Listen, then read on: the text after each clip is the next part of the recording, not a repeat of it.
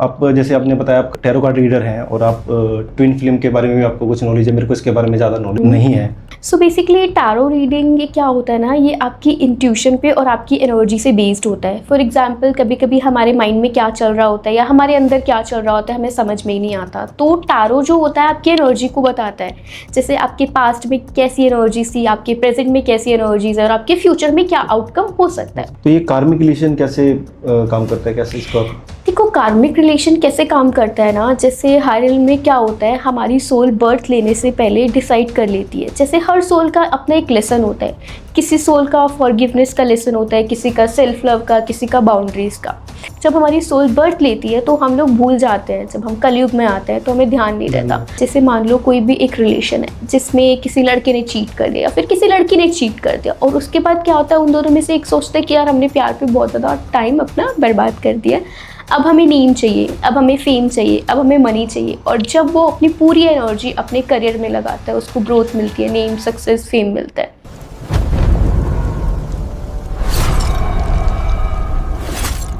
स्वागत है दोस्तों सोल बिहाइंड यू के एक नए पॉडकास्ट में। और आज की जो हमारी गेस्ट है वो है अनायता। अनायता, स्वागत है आपका हमारे चैनल पे। Thank you so much.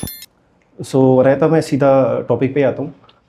आप जैसे आपने बताया आप टैरो कार्ड रीडर हैं और आप ट्विन फ्लेम के बारे में भी आपको कुछ नॉलेज है। मेरे को इसके बारे में ज़्यादा नॉलेज है नहीं है, तो हमारे जो व्यूअर्स हैं उनको आप इस बारे में कुछ बताइए।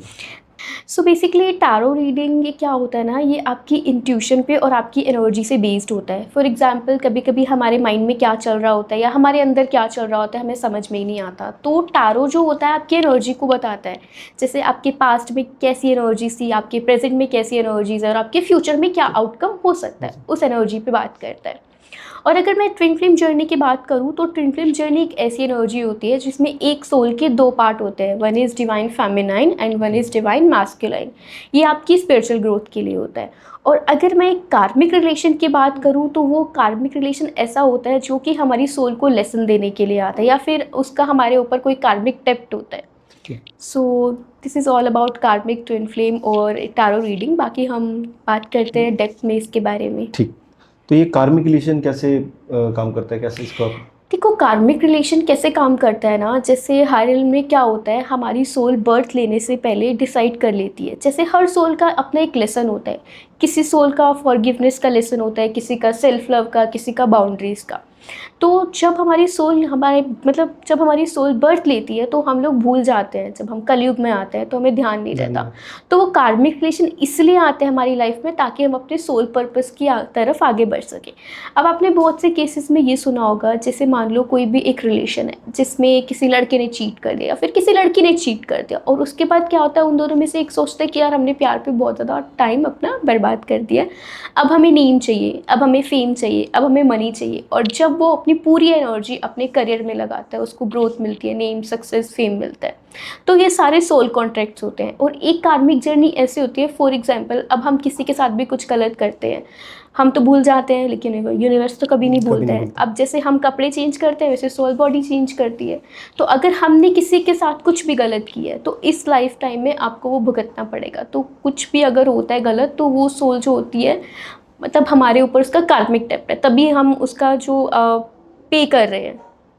जैसे मान लो अगर हमने किसी के साथ पिछले जन्म में कुछ भी गलत किया है ना, तो वो इस लाइफ टाइम में हमसे अपना बदला लेने के लिए। अब जैसे मेरे केस की बात कर लो, मेरी स्पिरिचुअल जर्नी से पहले मेरे को भी बहुत लोगों ने बोला कि तुम कार्मिक जर्नी में हो, तुमने किसी के साथ गलत किया है, तुम वही पे कर रहे हो, इसलिए तुम्हारा हार्ट ब्रेक हो रहा है, इसलिए तुम्हारा दिल टूट रहा है, इसलिए तुम्हारे साथ वो गलत कर रहा है। बट बाद में मुझे पता चला कि अच्छा, जिसने भी जो बोल दिया चलो ठीक है, मेरे को मेरी सोल का लेसन लेना है। क्योंकि मैं पहले एक टाइम पे ऐसी थी, बिल्कुल ही गिवर नेचर, मेरे को पता नहीं था कि रिसीव कैसे करते हैं, लव कैसे रिसीव किया जाता है।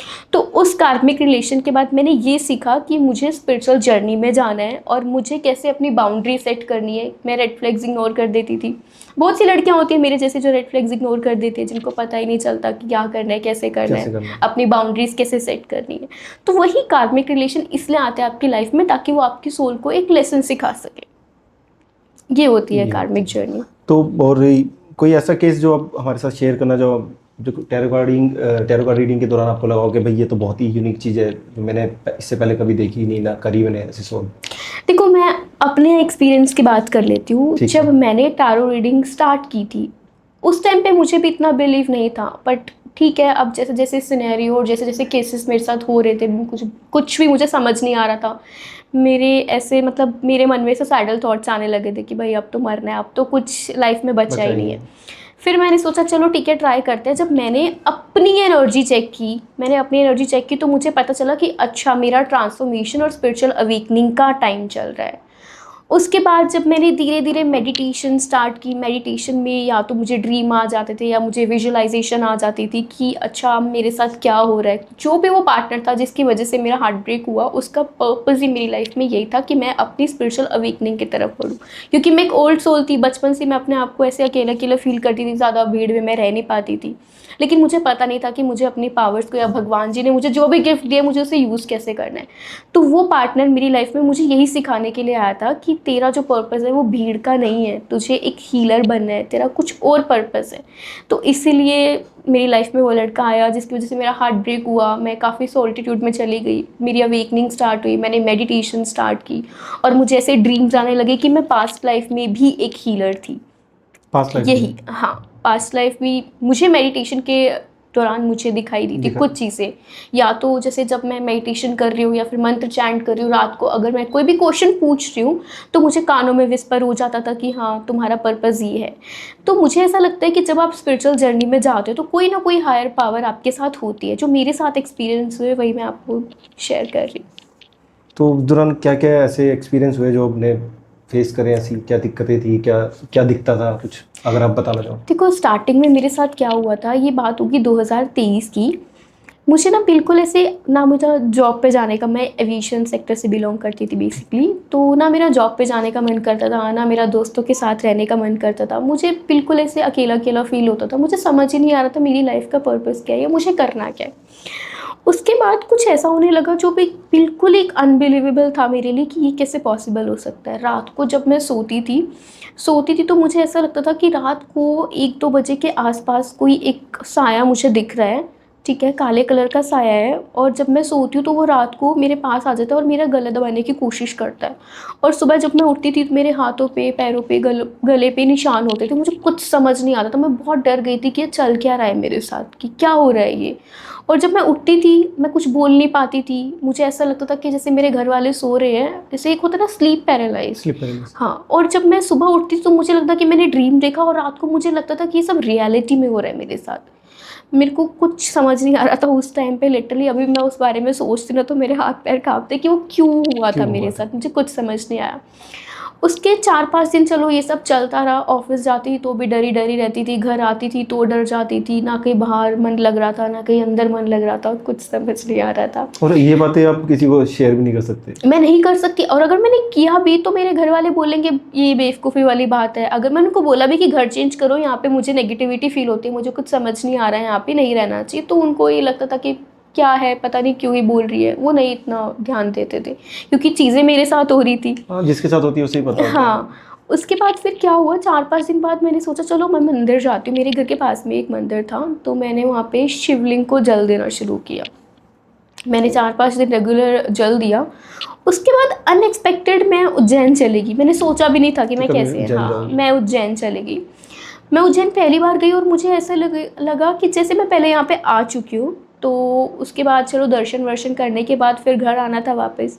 और जब मैं घर आने लगी मेरी आंखों से ऐसे आंसू आ रहे थे, मुझे मन ही नहीं था घर जाने का। मैंने कहा कि मुझे नहीं जाना, मुझे यहीं रहना है। कुछ ना कुछ ऐसे मुझे अटैचमेंट महादेव से फील हुई। उसके बाद जब मैं घर आई, उसके 3 दिन बाद मैं घर आई थी तो मेरे साथ वही सेम सिनेरियो होने लगा। लेकिन उस दिन उज्जैन से आने के बाद मुझे क्या फ़ील हुआ कि जैसे ही वो जो परछाई मेरे पास आ रही है, मेरा गला दबाने की कोशिश कर रही है, एक वाइट लाइट, एक वाइट रोशनी आ रही है और जिस वजह से वो जो परछाई है वो पीछे बिल्कुल जा रही है और मेरी आँख एकदम खुलती है। मैं एकदम पसीने पसीने होती हूँ कि कुछ समझ नहीं आ रहा कि ये क्या हो रहा है। क्या रहा है। उसके बाद जब मैं दोबारा सोई तो मेरे साथ ऐसी चीज़ हुई कि ऐसे कैसे पॉसिबल हो सकता है। उस दिन जब मैं सोई तो मेरे को ब्रह्मा जी, विष्णु जी और शिवलिंगा एक साथ दिखे, जिसमें शिवलिंगा ये बोल रहा है मुझे कि मैं हमेशा तेरे साथ हूँ, तुझे कुछ नहीं होगा। उसके बाद जब मैं नेक्स्ट डे उठी फिर मैं मंदिर गई और रेगुलर मैंने हनुमान चालीसा करना स्टार्ट किया, रेगुलर मैंने शिवलिंगा पे जल देना स्टार्ट किया। उसके बाद वो परछाई कभी मेरे पास नहीं आई। बट लेकिन सॉरी, बीच में जैसे हनुमान चालीसा की जैसे अभी आपने नाम लिया, हनुमान चालीसा जहाँ तक मेरी मेरी खुद की नॉलेज है, मैं औरों की नहीं कह रहा, कि उनको चालीसा को जो लड़कियां अनमैरिड है उन्हें नहीं करना चाहिए, क्योंकि उनमें ज़्यादा अग्रेशन, मुझे भी बहुत किसी ने बोला है कि आपका नंबर कि 9 है, आप मत करो। मत करो, क्योंकि मैं पर्सनली सबको, मेरे पास जितने भी मंदिर में आते हैं, मैं सबको, लड़कियों को स्पेशली बोलता हूँ, एक अपना, तुम अपना जीवन जी लो, सारे गृहस्थ में रह के अपने कार्य कर लो, एक बुढ़ापा जब आप आएगा तब आप कर सकते हो, क्योंकि आपने गृहस्थ जीवन जी लिया है, तो आपकी लड़ाइयाँ वगैरह इतनी नहीं होंगी। क्योंकि हनुमान जी क्या है, वो खुद ही बाल ब्रह्मचारी थे, तो आप ऐसा नहीं है उनकी पूजा नहीं कर सकते, पूजा करो, उसमें कोई मना ही नहीं है, बट मेरा मानना है कि जाके खाली प्रसाद चढ़ाओ, ज़्यादा अच्छा रहता है। देखो ये आप बोल रहे हो, ठीक है, आप बिल्कुल सही बोल रहे होगे, लेकिन मैं अपने पर्सनल एक्सपीरियंस की अगर बात करूं, उस दौरान आपको लग रहा है कि भाई इसी से मेरा बचाव होगा। मैं बताऊं कि मेरे साथ क्या हुआ था। जब मैंने हनुमान चालीसा स्टार्ट की, मैं दिन में भी करती थी और रात में भी करती थी, ऊपर टेरेस पे जाके, तो मेरे को क्या ड्रीम आता है एक बारी कि कोई गाड़ी है, ठीक है, वो मुझे मार रही है आके, ठीक है, जैसे मेरा एक्सीडेंट होने वाला है, एक ना ऑरेंज साड़ी में एक बहुत सुंदर सी औरत, बहुत सुंदर औरत जिसके इतने लंबे बाल, वो मुझे बचा रही है, और मुझे पता नहीं बस वो मुझे अपने साथ लेके जा रही है। और नेक्स्ट डे जब मैं मंदिर गई और मैंने देखा, तो एकदम से मुझे इंट्यूशन आई कि वो जो सपना था उसमें सीता माता थी। हाँ, तो चलो ठीक है, हनुमान जी नहीं है, लेकिन उन्होंने माँ को भेजा मेरे लिए, तो इसलिए मेरे को ऐसा लगता है कि हनुमान चालीसा करने से मुझे स्ट्रेंथ आती है पर्सनली। सबके अपने अपने अलग एक्सपीरियंस होते हैं। आपसे शेयर करता हूँ, मैंने काफ़ी लोगों से, मेरे ही एक रिलेशन में है, वो दिल्ली से मुंबई गए थे रेस्टोरेंट खोलने के लिए, ठीक है, उनका रियल नाम भी बताया था, रॉकी नाम है, उनको कुछ छुपाने वाले रिलेशन है उनका। तो जिस बिल्डिंग में गए थे वहाँ पर एक लेडीज ने सुसाइड करा था, उन्हें पता ही नहीं था, वहाँ जाके रह रहे, वो थोड़े ना बोल्ड किस्म के आएंगे, तो वहाँ जाके वो उनके साथ चीज़ें होने लगी धीरे धीरे, कि कभी तस्वीर लगी वो टेढ़ी हो गई, ठीक है, वो सपना देख रहे हैं, सो रहे, तो उन्हें भगवान की फोटो उल्टी नजर आ रही है, वो नहाने जा रहे हैं तो किसी ने बाल खींच दिए, पर वो इतने वो थे ना कि अरे भाई मेरा घर है, मुझे यहाँ रहना है, चीज़ें और बढ़ती गई, उनकी नींद गायब होने लगी। एक दिन क्या हुआ, उन्होंने हनुमान चालीसा वाली बात यहाँ आती है, उन्होंने एक दिन क्या, यार हनुमान जी से कौन बड़ा हो सकता है, उन्होंने हनुमान चालीसा चलाई और अपने काम में लगे। 2 मिनट बाद उन्हें आवाज़ आई, वो स्पीकर किसी चीज़ ने उठा के दीवार पर मार दिया। ये रियलिटी है, ये लास्ट ईयर की बात है। ये स्पिरिचुअल वर्ड ना देखो बहुत बड़ा होता है, जबरदस्त। और वो बदला, ये नहीं हनुमान जी का भक्त नहीं है उनका, फिर मेरे पास फोन आया कि माशू भांजे बोलते हैं ऐसे ऐसे बात होगी, मैंने मामा काम करो, बिल्डिंग तुरंत खाली करो, वो जगह आपके लिए अच्छी नहीं है, फिर क्या मैंने यहाँ दिल्ली आ जाओ। देखो पता है, लेकिन वही वाली आपकी वाली बात है, सबके साथ केसेस अलग हुए हैं, सबके जर्नी अलग है, तो आपकी अलग थी। स्पिरिचुअल वर्ड ना हिमांशु देखो बहुत बड़ा है, कुछ चीज़ें कैसी होती है, कुछ चीज़ें कैसी होती है। मेरा अगर पर्सनली मैं बात करूँ, जैसे मैंने बताया कि मुझे वो सारा फील होता था, उसके बाद मैं उज्जैन गई। जब आप किसी भी शक्ति को, चाहे आप महादेव को मानते हो, श्री कृष्णा को मानते हो, माता रानी को मानते हो, जब आप इनके मंत्र चैंट करते हो और जब इनका ब्लेसिंग आप, मतलब जब इनकी ब्लेसिंग आपके साथ होती है ना, आपका कोई कुछ नहीं कर सकता। मैं बताती हूँ मेरे साथ क्या हुआ था। जब मैंने मेडिटेशन वगैरह स्टार्ट की थी, जब मेरे को पता चल ही गया था कि मेरा पर्पस यही है, स्पिरिचुअलिटी वाला है, मुझे हीलर बनना है, ये मेरा सोल पर्पस था। और वो जो कार्मिक रिलेशन आया, उसके बाद ही मेरी सोल जो है अवेक हुई, मेरी अवेकनिंग स्टार्ट हुई उसी कार्मिक रिलेशन के बाद ही। और बहुत से ऐसे रिश्ते होते हैं, लाइक जैसे कोई भी कार्मिक रिलेशन है, उनका कॉन्ट्रैक्ट होता है बेसिकली। अब जैसे किसी भी सोल का ये पर्पस होता है कि मुझे स्पिरिचुअलिटी में जाना है, पर जब मैं जन्म लूँगी, बर्थ लूँगी, तो मैं भूल जाऊँगी, तो कोई ना कोई कार्मिक आएगा जिस वजह से उसकी अवेकनिंग होगी ही होगी, और वो अपने सोल पर्पस की तरफ बढ़ेगा, उसे कोई रोक नहीं सकता, चाहे वो यूनिवर्स भेजे या फिर वो सोल कॉन्ट्रैक्ट की वजह से, वो होता ही है। तो ऐसे ही मेरे साथ भी हुआ। चाहे आप हनुमान जी को मान लो या फिर आप शिव जी को मान लो, अगर आप इनके मंत्र चैंट करते हो ना, तो कोई भी नेगेटिविटी आपके पास नहीं आ सकती, ऐसा मुझे पर्सनली फील होता है। मैंने वही मैं बता रहा हूँ ना, देखो आपके केसेस अलग रहे हैं, मैं डेली लोगों को देखता हूँ आते मेरे पास, तो मैंने बहुत ऐसे केसेस देखे हैं कि वो हनुमान चालीसा ही पढ़ रहे हैं और इतने स्पिरिचुअल हैं जिसकी अब कोई हद नहीं है। सुबह भी घर में पूजा हो रही है, बट स्टिल उनके साथ चीजें। देखो मैं बताती हूँ, स्पिरिचुअलिटी अलग चीज़ है, रिलीजियस एक अलग चीज़ है। अब जैसे बहुत से लोग ये बोलते हैं कि हम भगवान जी को मानते हैं, हम स्पिरिचुअल है, वो स्पिरिचुअल नहीं होते, वो रिलीजियस होते हैं। स्पिरिचुअलिटी होता है आप अपने आप के बारे में जान रहे हो, अपने आप को पहचान रहे हो, आपकी फीलिंग्स क्या है, आपके पैटर्न्स क्या है, आपकी अवेयरनेस क्या है, तो ये बातें होती हैं, ये स्पिरिचुअलिटी में होती है। लोगों को लगता है कि हम बहुत ज़्यादा पूजा पाठ कर रहे हैं, हम चालीसा कर रहे हैं, हम मंत्र चैंट कर रहे हैं, या हम शिवलिंग पे जल चढ़ा रहे हैं, हम रोज़ मंदिर जा रहे हैं, हरे कृष्णा का जाप कर रहे हैं, वो रिलीजियस में होता है। हाँ ठीक है, मंत्र चैंट कर सकते हो, वो भी स्पिरिचुअलिटी को बहुत सपोर्ट करता है, लेकिन स्पिरिचुअलिटी आपकी जर्नी के बारे में होता है कि आपकी जर्नी क्या है, आपकी अवेयरनेस क्या है, आपकी कॉन्शियसनेस कितनी एक्सपेंड हो रही इसी में है। है ना कई चीज़ें आ जाती हैं। जैसे मैं फिर आपकी बात को बीच में सॉरी बोल रहा हूँ कि कई लोगों के होते हैं ग्रह कमजोर, हम्म, बहुत इम्पैक्ट आता है इन चीज़ों का। हम्म, वो स्पिरिचुअल होते हैं अपनी तरफ से, वो पूरे उनका भाव है, ये नहीं उनका भाव नहीं है, हम गाइड किसी को बोल नहीं सकते उसका भाव है, लेकिन उस बेचारे के ग्रह ही इतने कमजोर हैं कि उसके साथ में वो चीज़ें होती होती है। वो कितनी पूजा, जैसे कई लोग ऐसे भी हैं जिन्होंने गुरु मंत्र भी है इनके पास में, बता रहा हूँ, गुरु मंत्र के बावजूद कई बार ऐसा होता है कि चीज़ें उनके साथ हो जाती है, क्योंकि उनके ग्रह इतने कमजोर होते हैं, इसलिए उनके ऊपर कई बार ऊपरी चीज़ें मैंने कुंभ राशि के बारे में काफ़ी सुना है कि सब चीज़ें होती है। देखो, आपको पता है, ठीक है, मैं मानती हूँ लोगों के प्लैनेट्स काम करते हैं, कुछ लोगों के प्लैनेट्स ऐसे होते हैं जिनके ऊपर ऊपरी चीज़ें आती ही आती हैं, लेकिन मेरा ऐसा मानना है कि अगर आपकी अवेयरनेस है, अब जैसे मेरे ऊपर शनि की 7.5 चल रही है, मुझे कल परसों किसी ने बोला कि आप कोई भी मेहनत करोगे आपको रिजल्ट नहीं मिलेगा, आपके ऊपर शनि की 7.5 चल रही है, ये होगा वो होगा। शनि महाराज को भी मतलब बदनाम कर रहा है, हाँ, इतने अच्छे देवता है। हाँ, वो सिर्फ क्या नोटिस करते हैं, आपका लोगों के प्रति भाव क्या है। हाँ, अगर आप चालाकी कर रहे हो तो फिर वो आपको झटका देंगे, अगर आप समर्पण कर रहे हो कि सबका भला हो जाए महाराज की। अब देखो 2024 में कितने ज़्यादा डाइवोर्स केसेस है, तो शनि भगवान एक वैसे भगवान है जो आपका जो कार्मिक होता है ना, जो बैड कर्मा होता है वो बर्न करते हैं, और लोगों को ये बात समझ नहीं आती। वो आपको सिखाते हैं कि आपको भाई कैसे अपनी लाइफ में आगे बढ़ना है, ग्रोथ करनी है।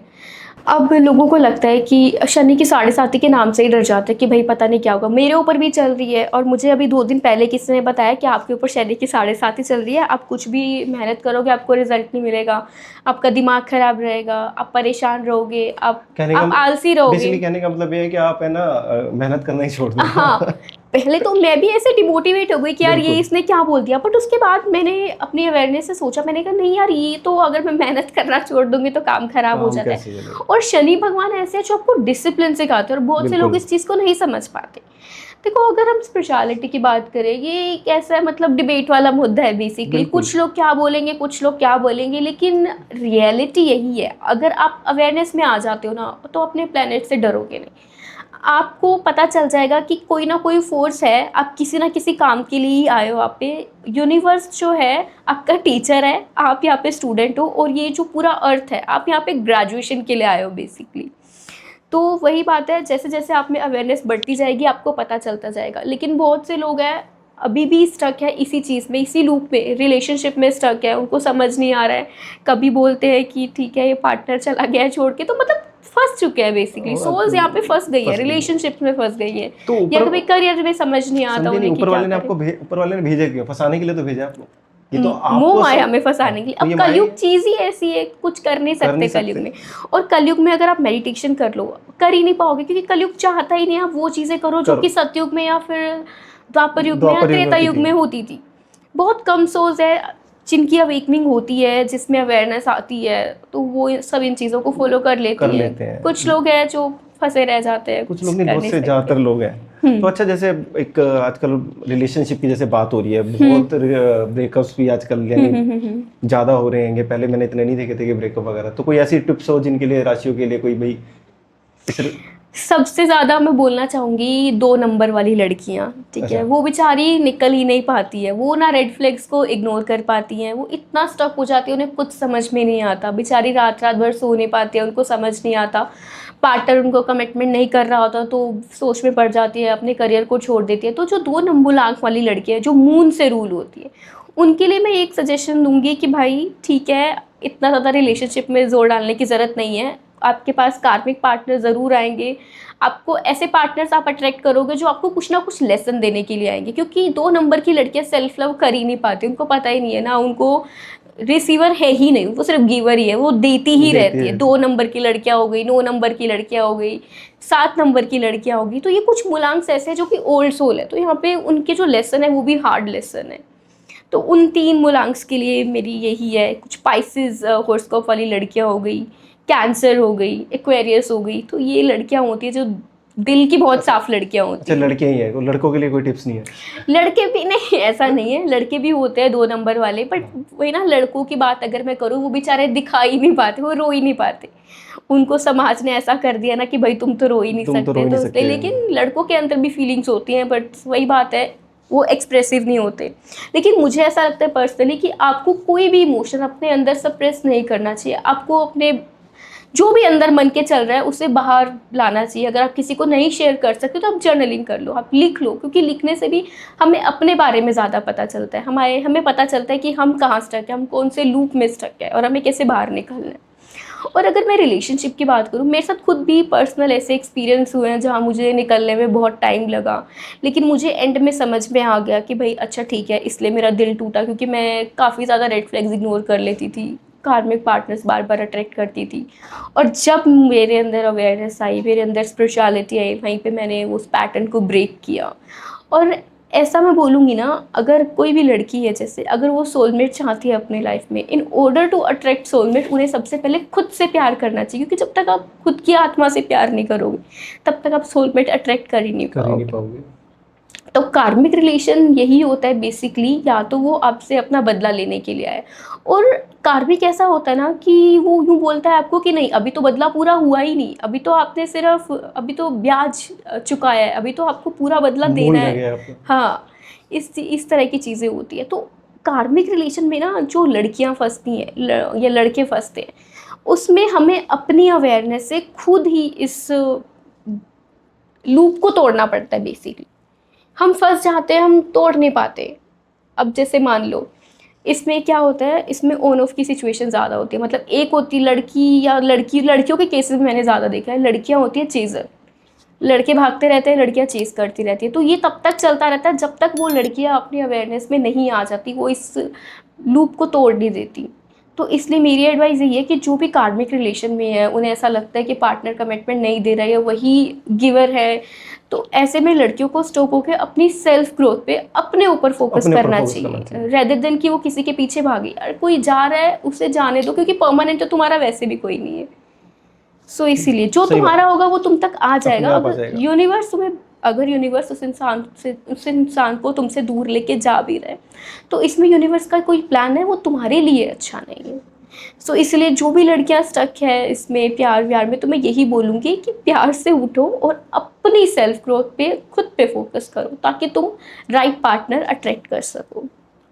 तो अच्छा, कभी ऐसा भी कोई केस, जैसे मैं फिर वही बात कर रहा हूँ, जैसे कोई केस हो टैरो कार्डिंग रीडिंग के दौरान भी, क्योंकि आप किसी की एनर्जीज चेक कर रहे हो, जहाँ तक मेरी नॉलेज, आप कई बार क्या होता है कि हम किसी को देख रहे हैं, मतलब आपको पता ही नहीं सामने वाले के साथ कुछ और एनर्जीज भी काम कर रही है, उसे वो सोच रहा है कि शायद मेरा वैसे काम चल रहा है राशियों की वजह से, तो उस दौरान किसी चीज़ ने अटैक करा हो, होता है ना कई हुआ बार। है मेरे साथ। मैं रीडिंग कर रही थी एक क्लाइंट की, वो बहुत परेशान थी, मैं नाम नहीं ले सकती हूँ उनका, क्योंकि मुझे पता है वो भी मेरा पॉडकास्ट नहीं नहीं, देखेंगी। बिल्कुल। तो जैसे ही मैंने उनकी रीडिंग स्टार्ट की, बिल्कुल ख़त्म हो गई थी, आई गेस आफ्टर 1 आवर ख़त्म हो गई थी उनकी रीडिंग, और मैं बिल्कुल ठीक थी। मैं जाके बस बैठी थी और एकदम से मुझे पता नहीं क्या हुआ, मैं वॉशरूम गई, मुझे इतना रोना आया, क्योंकि जो उनकी नेगेटिव, मैंने उनको तो पॉजिटिव कर दिया, लेकिन जो उनकी नेगेटिविटी थी, जो भी उनकी नेगेटिव एनर्जी थी, उसने मुझ पर अटैक किया। क्योंकि जब भी कोई नेगेटिविटी किसी से हटती है ना, उसको भी कोई स्पेस चाहिए कि वो कहाँ जाए। तो जैसे मुझे नेगेटिविटी ने अटैक किया, मुझे कुछ समझ नहीं आया कि मेरे साथ ही क्या हो रहा है, मुझे इस तरह से प्रॉब्लम क्यों हो रही है। तो एकदम से मेरे को समझ में आ गया एंड में कि अच्छा ठीक है, मैंने अभी कुछ देर पहले उनकी रीडिंग की है, तो इस वजह से मुझ पर अटैक्स हो रहे हैं। थैंक गॉड उस टाइम पे मैं एक ऐसे प्लेस पे थी जहाँ मेरे अराउंड नेचर था। मैं गई, मैंने ट्री को हक किया, मैं कुछ देर बैठी, अब पता है, अगर हम बात करें सांस की, हम सांस को बिल्कुल इग्नोर कर देते हैं, हमें लगता है कि कुछ भी नहीं है, लेकिन वही हमारा सबसे मेन इंपॉर्टेंट है। हम जब सांस लेंगे, सांसों पे फोकस करेंगे, तो पता चलता है कि जैसे अब किसी को बहुत ज़्यादा एंग्जाइटी है, कोई डिप्रेशन में है, मैं खुद बोलती हूँ अपने पर्सनल एक्सपीरियंस से, 3 बार गहरी सांस लो, देखो आपको फील होगा, कुछ ना कुछ चेंजेस फील होंगे। तो जब मैं नेचर के पास गई, मैंने ट्री को हक किया, मैंने वाटर एनर्जी से बात की, मैंने मंत्र चैंट किया, तो जाके मुझे थोड़ा सा रिलीफ मिला। हाँ, होता है नेगेटिव एनर्जी आप पे अटैक करती है। मैं बहुत रीडिंग्स ऐसे करती हूँ, रीडिंग्स करने के बाद मुझे रोना आता है या मुझे ओवरवेलमिंग फील होता है, मुझे पैनिक अटैक्स आ जाते हैं, क्योंकि उनकी एनर्जी मेरे ऊपर आती है। तो उस एनर्जी को कैसे, यानी कोई ऐसा मंत्र होगा या रोकती हो कैसे? यार मंत्र देखो, हम जब स्पिरिचुअल रास्ते पे चलते हैं ना, तो हमें ये सब बताया जाता है कि अगर आप किसी की भी रीडिंग करोगे तो आप पे अटैक्स होंगे, आपको कैसे अपने आप को प्रोटेक्ट करना है। और सबसे पहले अगर आप किसी की भी रीडिंग कर रहे हो, आप कोई भी स्पिरिचुअल वाली प्रैक्टिस कर रहे हो, हीलिंग कर रहे हो, तो आपको अपने आप को सबसे पहले प्रोटेक्ट करना आना ही चाहिए। आप जब तक अपने आप को नहीं प्रोटेक्ट करोगे तब तक कोई फ़ायदा है नहीं, क्योंकि वही बात है, अगर कोई भी नेगेटिव एनर्जी आप पे अटैक करे, आप अपने आप को ही प्रोटेक्ट नहीं कर पाए, तो आप सामने वाले को कैसे प्रोटेक्ट करोगे जो आपके पास हीलिंग के लिए आए। तो हमारे खुद के कुछ ऐसे मेथड्स होते हैं, कुछ हीलिंग मोडालिटीज़ होती है, मंत्र चैंट हो गया, मेडिटेशन हो गई, या फिर मेरे लिए मैं पर्सनली बोलूँ तो मेरे लिए आर्कएंजल माइकल है, जिनसे मैं कनेक्टेड हूँ। कभी भी मुझे नेगेटिविटी आती है, मुझे कोई भी ऐसे थॉट्स आते हैं, मुझे परेशानी होती है, मैं पर्सनली उनको कॉल करती हूँ कि मुझे हेल्प करो। होते हैं आर्कएंजल माइकल होते हैं, आर्कएंजल जेडियल होते हैं।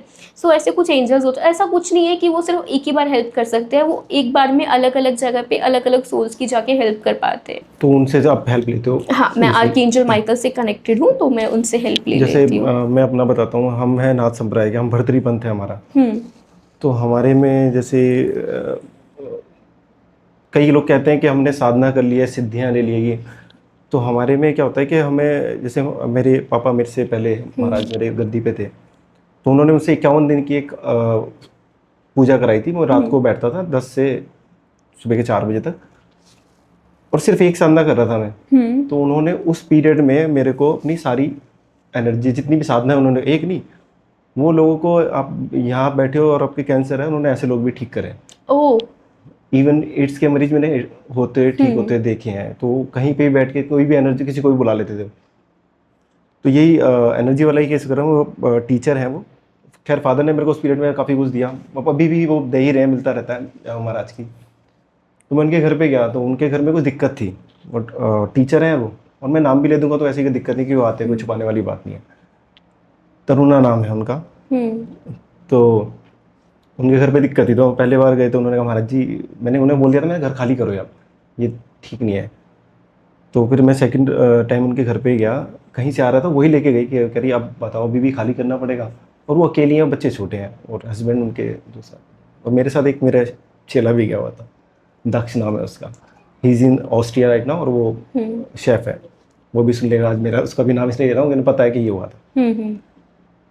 तो मैंने महाराज से प्रार्थना करी, जैसे सबके अपने अपने तरीके, आपकी एनर्जी का। मैंने महाराज रहने दो, मैंने आज से आप रह लो, आपकी सारी चीज़ें हम लेके जा रहे हैं।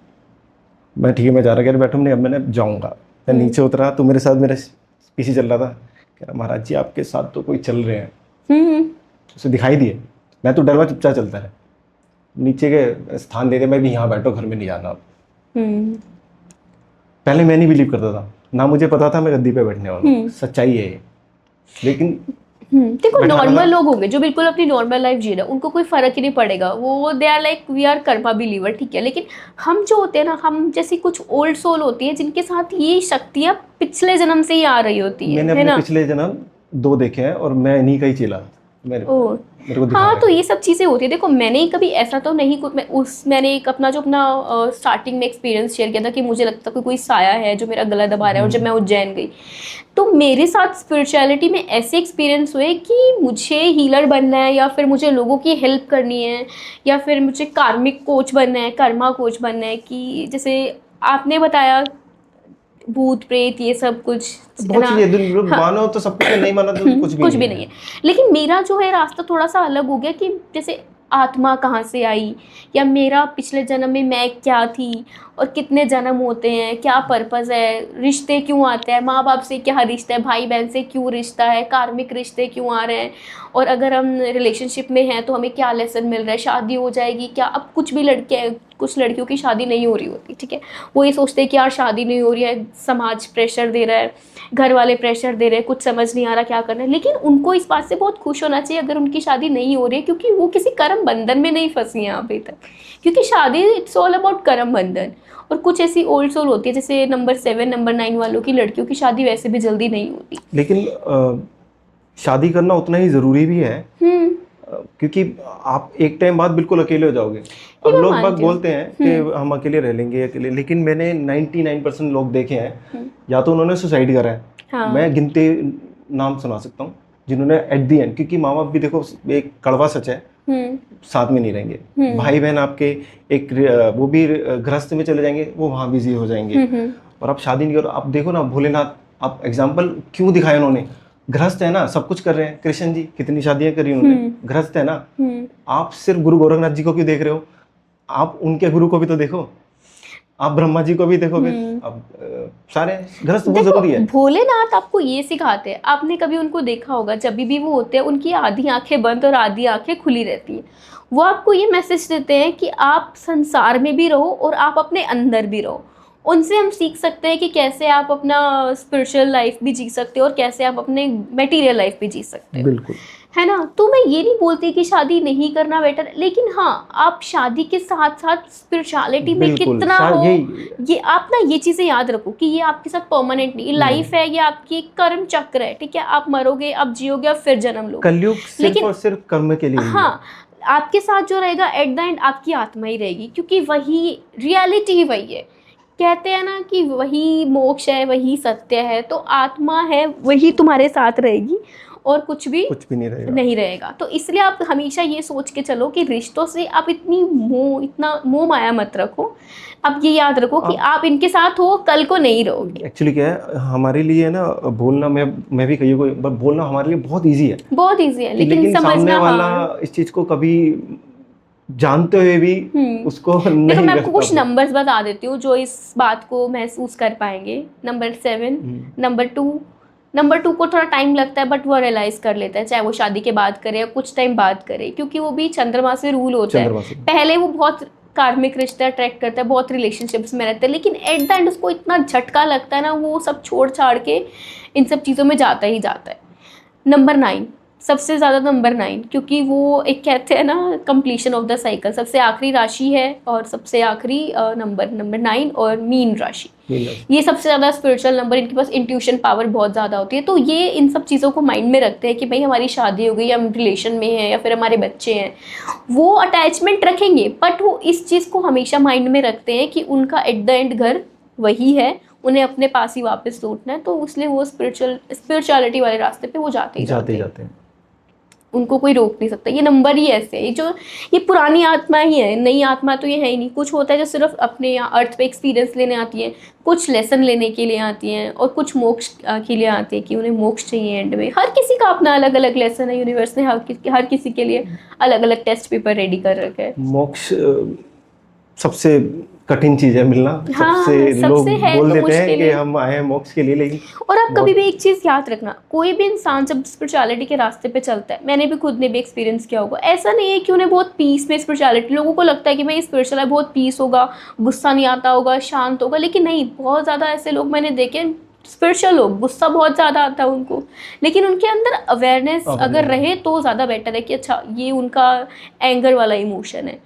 तो डिपेंड करता है कि कैसा इंसान कितना स्पिरिचुअल है, कितनी उसके अंदर पावर है, कितनी अवेयरनेस उसके अंदर, तो ये सारी चीज़ें होती हैं। अनायता, स्टार्टिंग में हमने एक ट्विन फ्लेम के बारे में कुछ बात करी थी, तो इसके बारे में भी थोड़ी देखो, ट्विन फ्लेम जर्नी एक ऐसी जर्नी होती है, ये शिव शक्ति वाली जर्नी है। जैसे शिव जी भगवान जी और माँ पार्वती, आपने ये तो सुना ही होगा कि जब माँ पार्वती ने शिव जी भगवान जी को प्रपोज किया था तो शिव जी ने मना कर दिया, तो माता पार्वती ने क्या किया, उन्होंने 3000 साल तक तपस्या की। उन्होंने शिव जी को पाने के लिए नहीं, उन्होंने अपने आप को पाने के लिए की थी। तो वैसे ट्विन फ्लेम जर्नी एक शिव शक्ति जर्नी है, जिसमें एक सोल के 2 पार्ट होते हैं। ये पहले ही हो जाते हैं, बहुत ही दर्दनाक जर्नी है, बहुत ही पेनफुल है, लेकिन इसका जो मेन पर्पस है यही कि आपको स्पिरिचुअलिटी के रास्ते पे जाना है। वो आपको अपने अंदर के वुंड्स दिखाती है। जैसे आपके अंदर अगर फैमिली का कोई ट्रॉमा होगा या फिर आपके अंदर कोई भी ऐसे वुंड्स होंगे जो आपको हील करने की ज़रूरत है, तो इसलिए होता है। तो इसमें सबसे ज़्यादा जो सफ़र करती है वो डिवाइन फेमिनाइन सफ़र करती है। तो इस केस में क्या होता है कि डिवाइन फेमिनाइन जो होती है वो करती है चेजिंग, और जो डिवाइन मैस्कुलिन होता है वो होता है रनर। मतलब वो उसके पीछे भागती है और वो उससे भागता है कि ठीक है मुझे साथ में नहीं रहना। वो एकदम इंस्टेंट अट्रैक्शन होता है, बहुत सारी चीज़ें होती है उसके अंदर, और जब ये टूटता है, ब्रेकअप होता है, तो इसमें इतना पेन होता है सबसे ज़्यादा डिवाइन फेमिनाइन को। तो जब ये पेनफुल जर्नी होती है, उसके बाद स्पिरिचुअलिटी मतलब यूनिवर्स का हाथ होता है इसमें, भगवान जी का सपोर्ट होता है और यूनिवर्स का हाथ होता है। अब कुछ लोग कहते हैं कि ये ट्विन फ्लेम जर्नी ऐसी होती है कि इनको आपस में एक मिलना ही होता है, ब्रह्मांड इनको मिलवाते हैं, लेकिन ऐसा नहीं है, बहुत से लाइफ टाइम लग जाते हैं जब तक उन दोनों के ईगो इशू डिजोल्व नहीं हो जाते, या जब तक उनका कोई जो कार्मिक पैटर्न है वो डिजोल्व नहीं हो जाता, तब तक वो आपस में नहीं मिलती। सो एक शिव शक्ति जर्नी है जो बेसिकली आपको स्पिरिचुअलिटी सिखाने के लिए आती है, आपको अपने आप से मिलाने के लिए आती है। जो आप अपने आप को भूल चुके हो वो ये बताती है कि आपके अंदर ही संसार है, आपको अपने आप को जानना है। तो ये है ट्विन फ्लेम जर्नी, शिव और शक्ति वाली जर्नी। तो जब शक्ति अपने आप को पहचानती है तब शिव अपने आप उनके पास आ जाते हैं। तो वैसे ही जब डिवाइन फेमिनाइन जो होती है अपने आप को जब पहचान लेती है तो मैस्कुलिन एनर्जी अपने आप उनके पास आ जाती है। और जब तक डिवाइन फेमिनाइन अपने ऊपर काम नहीं करती है, अपने पूरे जो कार्मिक पैटर्न्स है उनको सही नहीं करती है, जब तक अपना बैड कर्मा है वो बर्न नहीं होता है, तब तक वो साथ में नहीं आ सकते। तो ये सारा काम तो यानी अकेला बंदा तो करे जब तक उसे पता ही नहीं है ये करना है नहीं, कैसे। डिवाइन फेमिनिन के पास इतनी इंट्यूशन पावर होती है ना, उससे पता होता है, उससे कोई ना कोई गाइड करने के लिए रहता है। जब वो धीरे धीरे स्पिरिचुअलिटी के रास्ते पे जाएगी, मेडिटेशन करेगी, अपने आप को सेल्फ लव करेगी, अपने ट्रॉमा हील करेगी, अपने पैटर्न हील करेगी, क्योंकि डिवाइन फेमिनिन के पास सिर्फ एक परेशानी नहीं होती है, उनको अपने फैमिली पैटर्न्स भी हील करने होते हैं। अब जैसे मान लो कोई भी एक मदर है, उसके पास कोई ट्रॉमा है, उसके वूम में जो बेबी है उसके साथ भी ये ट्रॉमा होगा, तो डिवाइन फेमिनाइन जो होते हैं अपने फैमिली के पैटर्न्स को भी हील करती है, वो सिर्फ अपने नहीं करती। तो अपने फैमिली पैटर्न्स को हील करने के बाद वो अपनी सेल्फ हीलिंग करती है, खुद को सेल्फ लव करती है, खुद को पहचानती है। जब वो खुद के अस्तित्व को पहचान जाती है तब जाके उसे अपना ट्विन मिलता है। जब वो सोल मतलब अगर उसने अपने आप को हील कर लिया तो ट्विन फ्लेम उसे मिल जाएगा, अगर उसने अपने आप को हील नहीं किया है तो नेक्स्ट लाइफ टाइम में भी उसे बर्थ लेना पड़ेगा और फिर से वही जर्नी स्टार्ट होगी, दोबारा से वही स्टार्ट करनी पड़ेगी। उसमें भी आपको गुरु मेन ये होता है बेसिकली ट्विन फ्लेम का मतलब कि जब तक लड़की अपने आप को नहीं पहचानती, जैसे जब तक उसे ये नहीं पता चल जाता कि वो डिवाइन फेमिनाइन है, वही काली है, वही शक्ति है, वही दुर्गा है, तब तक वो ऐसे ही परेशान रहती है। जब वो अपने आप को पहचान जाती है, वो बिल्कुल चेसिंग करना बंद कर देती है, उसको पता चल जाता है कि मैं ही सब कुछ हूँ, तब जाके उसको शिव मिलते हैं, तब जाके उन्हें प्राप्ति होती है। कहाँ, तब जाके वो अगर जब डिवाइन फेमिनिन अपने आप को ठीक करती है, अपने आप से सेल्फ लव करती है और अपने आप को पहचानती है, तो अब वो अपनी आत्मा को ठीक कर रही है, तो जो डिवाइन मैस्कुलिन है वो भी उसी की सोल का पार्ट है, वो भी अपने आप ठीक होता है। वो वेट करता है कब वो बंदी अपने आप को, कब वो फेमिनाइन अपने आप को हील करे और कब मैस्कुलिन उसके पास वापस आए। जैसे शिव शक्ति जर्नी में शिव जी को पता था कि क्या नाम है वो आदि शक्ति है, लेकिन माँ पार्वती को नहीं पता था। जब उन्होंने तपस्या की, उन्होंने अपने आप को पहचाना, तब उन्हें पता चला, तब शिव जी को ये हुआ कि अभी अपने आप को पहचान गई है, अब बिल्कुल भी अलग वो नहीं होंगे, क्योंकि जब तक माँ पार्वती अपने आप को नहीं पहचानती, अलग होना तब भी तय था उनका।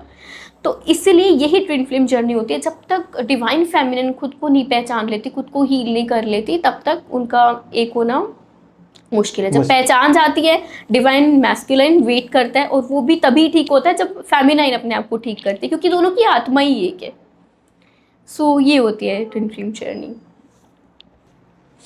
तो मेरा सबसे स्पेशल मैसेज लड़कियों के लिए है। बहुत सी लड़कियां मेरी तरह स्पिरिचुअल जर्नी पे होंगी या फिर सफ़र कर रही होंगी अपनी लाइफ में just because of love relationships, या फिर वो करियर में अपने आप को ऐसा फेस कर रही होंगी कि कुछ बचा नहीं है रास्ता। तो मैं तुमसे यही बोलना चाहूँगी, कुछ भी ख़त्म नहीं हुआ है।